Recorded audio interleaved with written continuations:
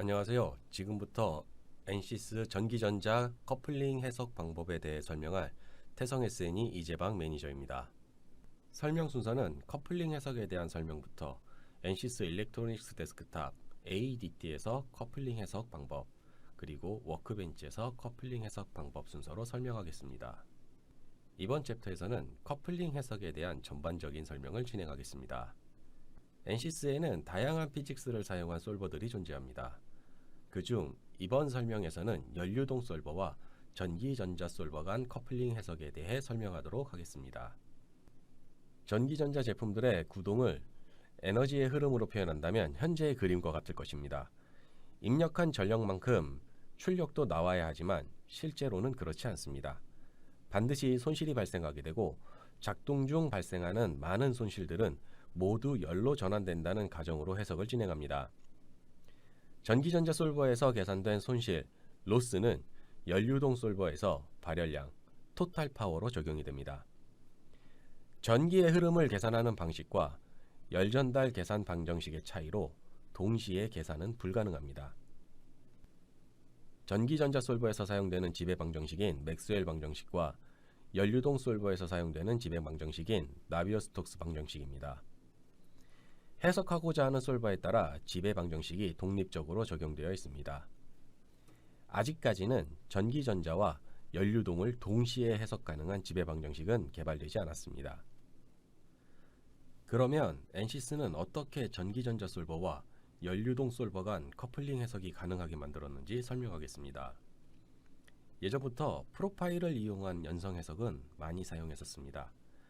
NCS는 그 프로파일 해석 방법을 이용하여 커플링 해석을 가능하게 만들었습니다. 전기전자 해석 결과인 로스를 데이터 프로파일로 추출을 하고 추출된 데이터 프로파일을 연료동 솔버에 인풋하는 방식으로 커플링 해석을 진행하게 됩니다. 매우 단순하게 설명하면 NCS에 적용된 커플링 해석 방식은 각 솔버에서 추출된 독립적인 데이터 프로파일을 자동으로 수정하여 적용하는 방식으로 커플링 해석이 진행이 됩니다. 그렇기 때문에 커플링 해석이 직접적으로 관여하는 영역은 중간 데이터 프로파일 이전에 대한 부분만 관여를 하고 그 외 모든 작업은 사용자가 직접 해당 솔버를 설정해야 합니다. 사용자가 맥스웰, HFSS, Q3D, DCIR은 직접 설정하여 해석을 진행하고 중간 데이터 교환은 ADT 또는 워크벤치에서 관여하여 데이터를 전달하고 사용자가 직접 플런트 또는 아이스팩을 설정해야 합니다. 지금부터 ADT와 워크벤치 플랫폼에서 커플링 해석 방법에 대해 설명하겠습니다. 설명한 바와 같이 각 솔버 설정 방법은 제외하고 데이터 교환 설정 방법에 대해 집중적으로 설명하겠습니다. 먼저 NCS 일렉트로닉스 데스크탑 ADT 플랫폼에 대해 먼저 설명하겠습니다. 기존 ADT 플랫폼은 전기전자 솔버가 구동되기 위한 플랫폼이었습니다. 여기에 새롭게 아이스팩이 추가되었습니다. ADT는 원 GUI 플랫폼으로 하나의 GUI에서 솔버를 빠르게 전환하며 해석을 진행할 수 있습니다. ADT에서는 아이스팩만 연료동 솔버로 사용할 수 있습니다. ADT에서는 DCIR, HFSS, Q3D, 맥스웰 해석 결과를 모두 아이스팩에서 전달받는 커플링 해석이 가능합니다. 각각의 전기전자 솔버에서 계산된 결과를 하나의 아이스팩에서 전달받아 연료동 해석이 가능합니다. ADT에서 구동되는 모든 솔버들은 서로 데이터를 주고받을 수가 있습니다. 이 데이터가 주고받는 것에 대한 부분은 뒷부분에서 설명하도록 하겠습니다. PCB 커플링 방법에 대해 설명하겠습니다. ADT에서는 HFSS 3D 레이아웃을 사용하게 됩니다. HFSS 3D 레이아웃은 SI 웨이브의 DCIR 솔버만 추출하여 HFSS 3D 레이아웃으로 이식한 솔버입니다. HFSS 3D 레이아웃에서 사용될 이 캐드를 SI 웨이브에서 NCS EDB로 익스포트하면 ADT에서 인식률이 증가하게 됩니다. HFS 3D 레이아웃에서 ADT 아이스팩으로는 PCB에 파워맵이 전달이 됩니다. DCIR 솔버 해석이 완료된 후 ADT에서 아이스팩을 활성화하여 그림과 같은 순서로 진행을 하게 되면 ADT 아이스팩에 PCB의 ECAD와 파워맵이 적용이 되게 됩니다. PCB에 그 어떠한 것도 없이 파워맵만 적용하여 연류동 해석을 진행을 하면 그림과 같이 PCB의 온도를 확인할 수가 있습니다. PCB 커플링 영역은 전기 전자기기에 사용이 되는 모든 PCB에 적용할 수가 있습니다. PCB 커플링 해석 시 PCB 두께에 대한 부분을 주의해야 합니다.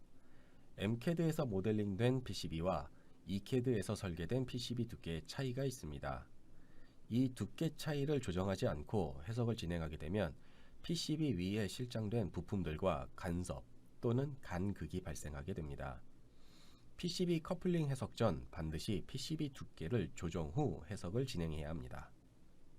다음으로 HFSS, 맥스웰, Q3D 커플링 설정 방법을 설명하겠습니다.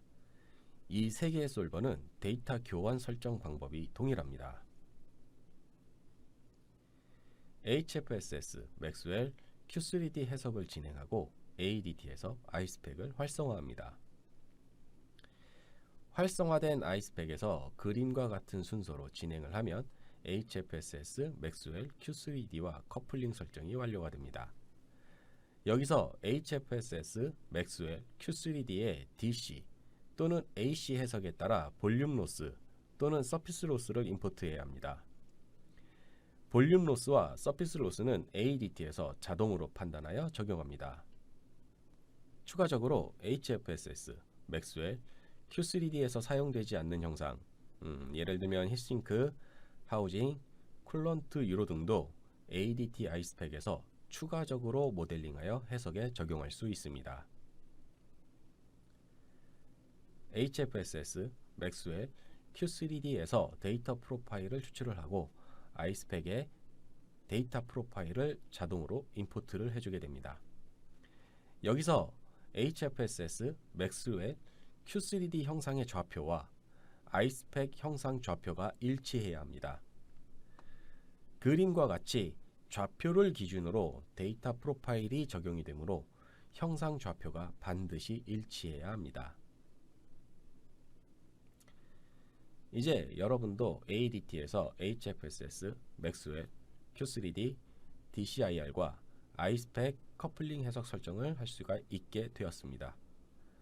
위에서 설명한 내용과 같이 HFSS, 맥스웰, Q3D는 형상 좌표가 매우 중요함을 다시 한번 강조합니다.